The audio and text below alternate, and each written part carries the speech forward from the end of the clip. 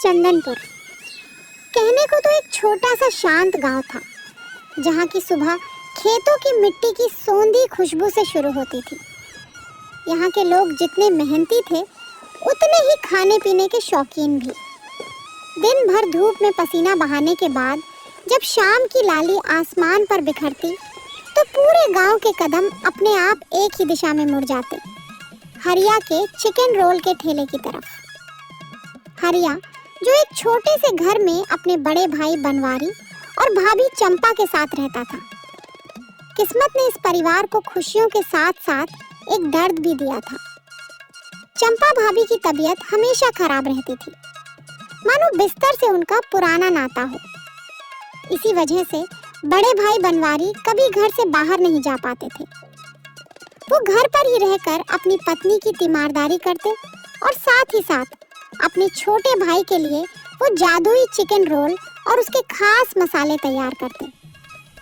जब रोल तैयार हो जाते तो हरिया उन्हें ठेले पर लाद कर गांव के छोर पर अपनी दुकान सजा लेता। शाम ढलते ही ठेले पर भीड़ जुटने लगी। तभी गांव के दो नियमित ग्राहक वहां पहुंचे। एक थी गांव की महिला सरला भाभी और दूसरा था सलीम। हरिया स्वभाव से तो बहुत सीधा और सीधा साधा दिखता था, पर वक्त पड़ने पर उसकी बुद्धि बड़ी चालाक और तेज चलती थी। देख हरिया, मैं तेरी दुकान पर रोज आती हूँ, रोज खाती हूँ, पर तू बड़ा मतलबी है रे। क्या तू मुझे इस चिकन रोल की रेसिपी और इसके जादुई मसाले का राज नहीं बता सकता?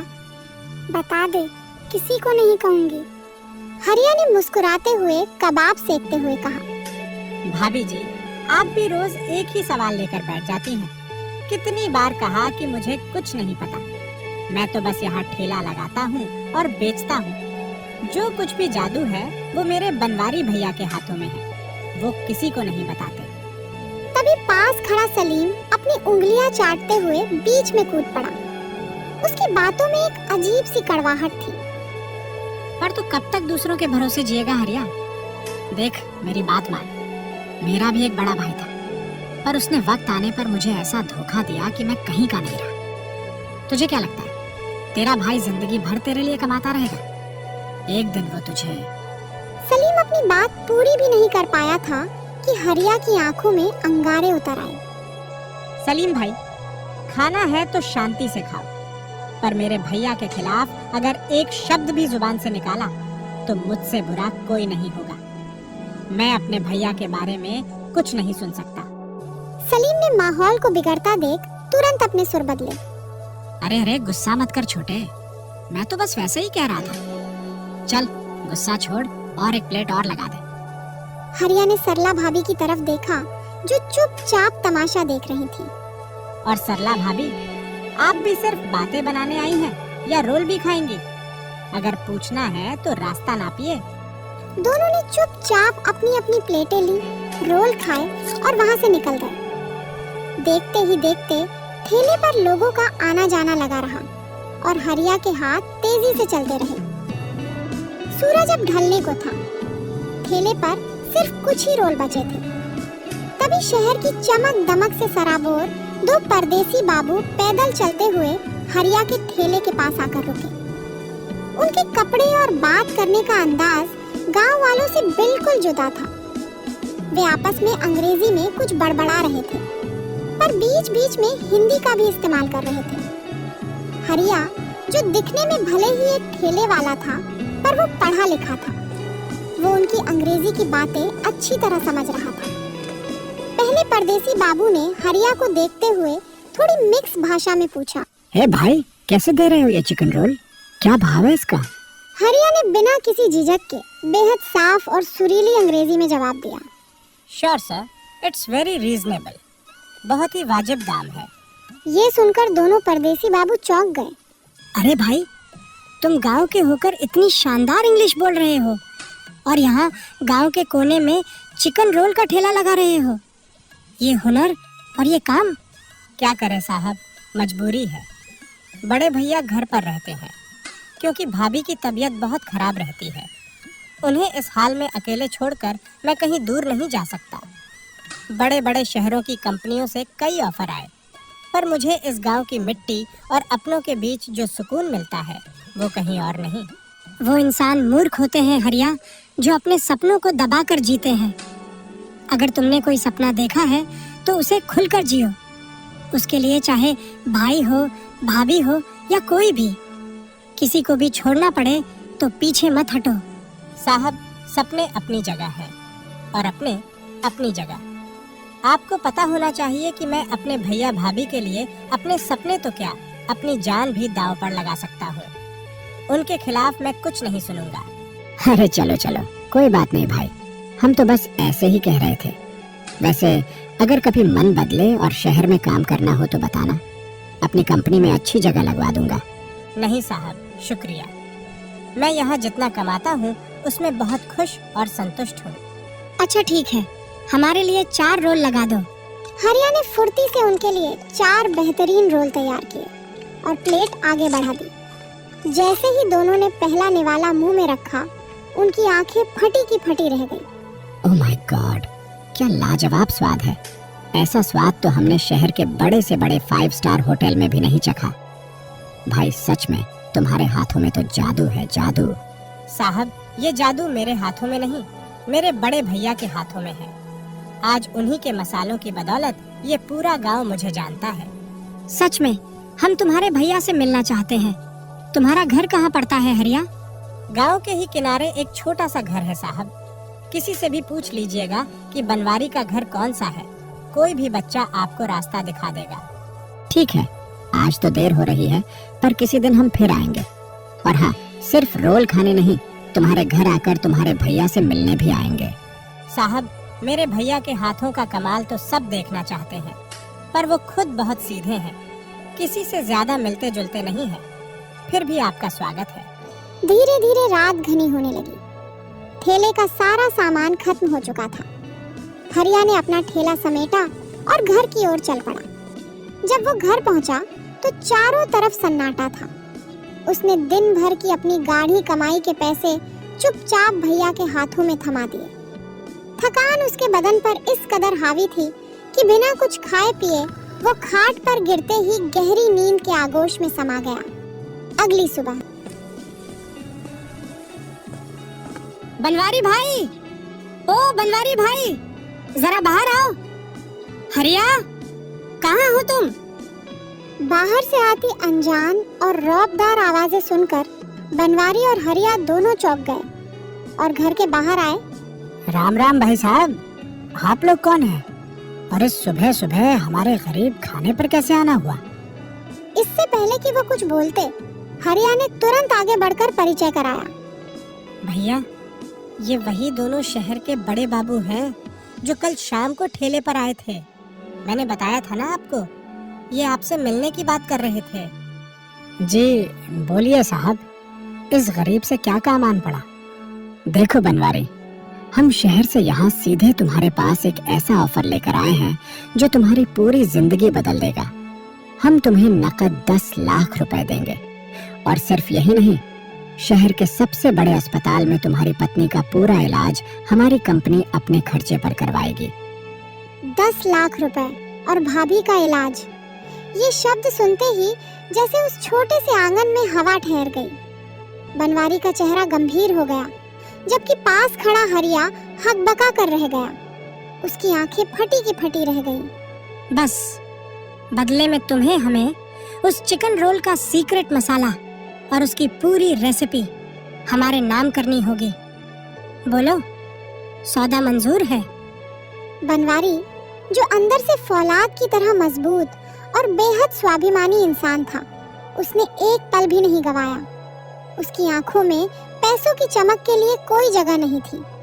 उसने शांत लेकिन बेहद वजनदार आवाज में कहा, माफ कीजिएगा बाबूजी, पर बनवारी अपनी मेहनत पर भरोसा रखता है, किस्मत के जुए पर नहीं। मुझे इन पैसों का कोई लालच नहीं है। मेरे लिए इस गांव वालों का प्यार और उनका भरोसा ही मेरी सबसे बड़ी पूंजी है। मैं अपना हुनर और अपने बुजुर्गों की दी हुई थाती इस तरह नहीं बेच सकता। भैया का ये साफ इनकार सुनते ही हरिया के पैरों तले की जमीन खिसक गई। वो घबरा गया। 10 लाख रुपए एक गांव वाले के लिए 7 जन्मों की कमाई के बराबर थे। वो तुरंत बनवारी से बोला, भैया आप क्या कह रहे हो? जरा सोचो तो, चुपके से हाँ कर दो ना। 10 लाख रुपए बहुत होते हैं भैया। आपको नहीं लगता कि इतने पैसों में हमारा पूरा घर सुधर जाएगा, हमारी सारी गरीबी कट जाएगी। सबसे बड़ी बात, भाभी का बड़े शहर में अच्छा इलाज हो जाएगा। वो ठीक होकर अपने पैरों पर खड़ी हो जाएंगी। हम अच्छे पक्के मकान में रहेंगे और रेसिपी ही तो मांग रहे हैं, इसमें क्या बुराई है? छोटे, तू अभी बच्चा है, दुनिया की चालाकी नहीं समझता। आज अगर मैंने चंद पैसों के लालच में आकर अपनी ये रेसिपी इन्हें बेच दी ना, तो यही लोग इसे बड़े बड़े होटलों और शहरों में ले जाएंगे और वहाँ गरीबों का खून चूसेंगे। वो स्वाद जो आज एक गरीब मजदूर को चंद रुपयों में सुकून देता है, उसे ये तिजोरी में बंद कर देंगे। मुझे ऐसे अमीरों को अपनी रेसिपी नहीं बेचनी जो स्वाद का व्यापार करते हैं। मुझे चंद सिक्कों के लिए अपना ईमान नहीं बेचना। बाबूजी, मेरा अंतिम फैसला यही है। मैं आपको अपने मसाले का राज नहीं बता सकता।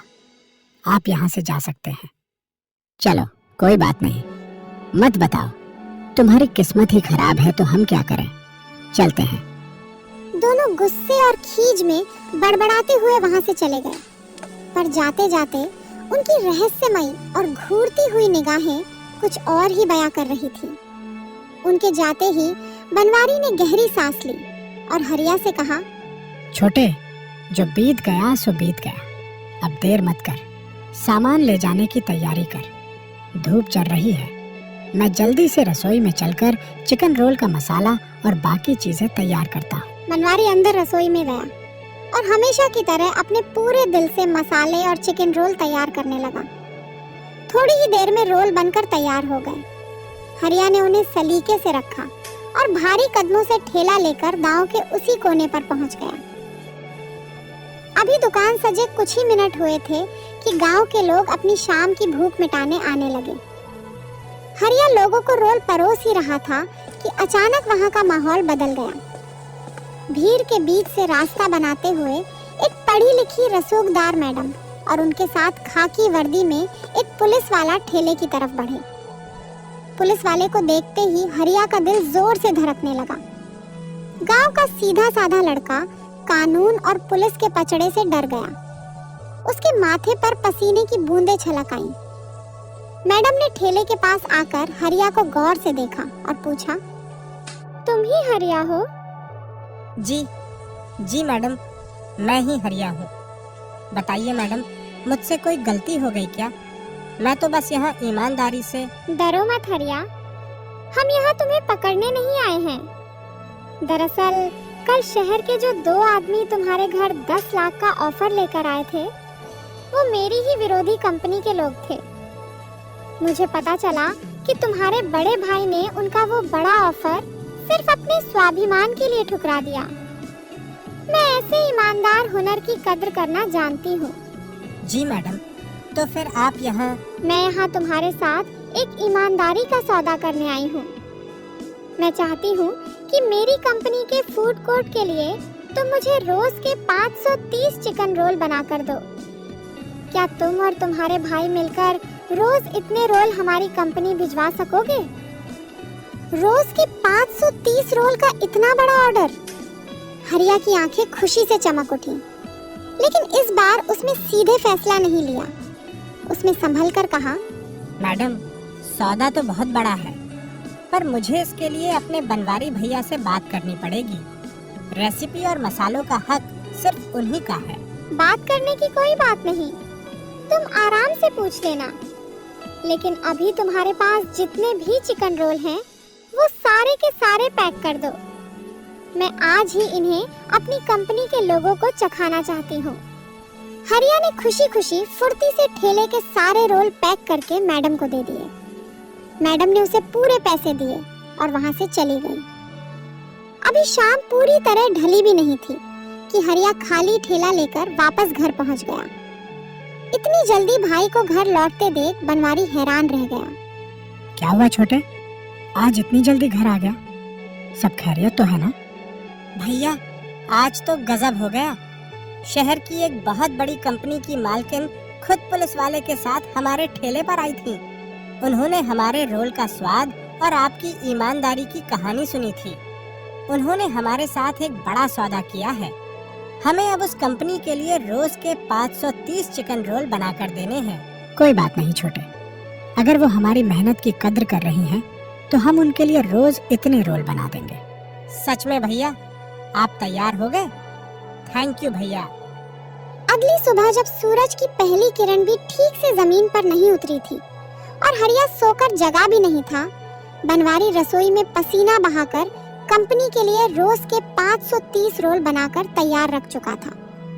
सिर्फ यही नहीं, उसने अपने गांव वालों के लिए हमेशा की तरह अलग से रोल भी तैयार किए थे।